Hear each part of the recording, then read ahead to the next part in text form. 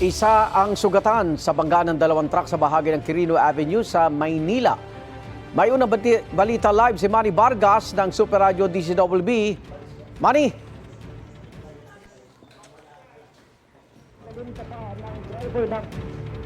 Manny! Yes, Igan, naputol na. Yes, Igan, naputol na ang daliri. Tatlong daliri yan sa paa ng driver ng trailer truck na na-aksidente dito sa bahagi ng Quirino Avenue, kanto ng Osmeña Highway, westbound ng Maynila. Ayon sa pahinante ng 22-wheeler, galing sila ng Bulacan at papunta sana ng Ibaan, Batangas nang mangyari aksidente bago mag alas 4 ng madaling araw kanina. Hindi umano napansin ng kanyang driver na naka-red light na pala, kaya hindi agad nakapagpreno nang huminto ang truck na nasa kanilang unahan. Kapwa may aksidente ang dalawang truck kung saan itong na-aksidente ay naririto pa rin sa lugar.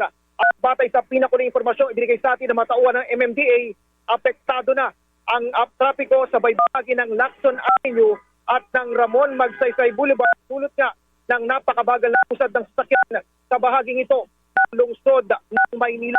Sa kasalukuyan, nadala sa ospital ang na-aksidenteng truck driver na nasa isang oras pang naipit bago naman nailigtas ng mga otoridad, habang ang isa pang truck na nabata ay dinala rin ng mga tauhan ng pulisya dito sa Maynila. Bigan? Maraming salamat, Manny Vargas ng Super Radio DZWB.